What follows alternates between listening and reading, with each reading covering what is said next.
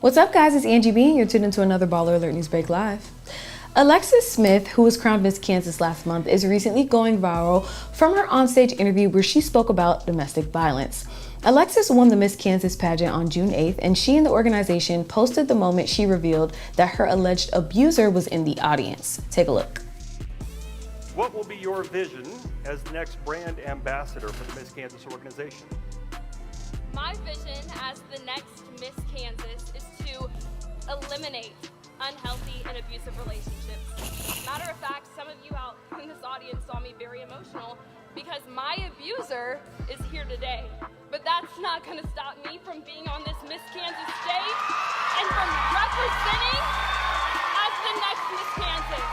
Because I and my community deserve healthy relationships. We deserve a domestic-free life. Thank you. Vice President Kamala Harris speaks on President Biden at her first White House event since Biden's withdrawal, and here's what she had to say. Our president, Joe Biden, wanted to be here today. He is feeling much better and recovering fast, and he looks forward to getting back on the road. And I wanted to say a few words about our president.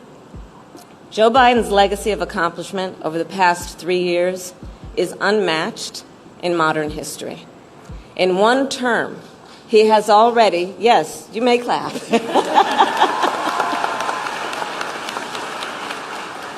In one term, he has already surpassed the legacy of most presidents who have served 2 terms in office.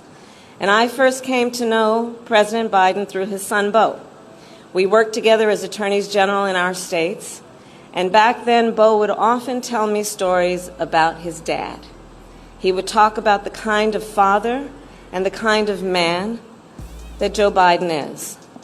The qualities that Beau revered in his father are the same qualities that I have seen. During her speech at the Stellar Awards, gospel singer Burrell gives an apology for her previous remarks regarding the LGBTQ community during her sermons. Take a look. There is such a care to take when you realize you're not just preaching to the choir anymore. You're preaching to the ones who wanted to be in the choir and was too scared to come because they didn't understand our language. Musicians, the God-given ability to unite and to heal and to understand that some of my past words, comments, preaching has been received by the LGBTQ plus community as negative and hurtful. There's nothing more hurtful than to imagine that you said something in the name of God and it hurts somebody. You know, we have a church lingo, we have a church jargon that everybody doesn't get. And sometimes you've got to say it for the people in the back. And for that, I want to apologize to the LGBTQ community. Let's give them a great big round of applause.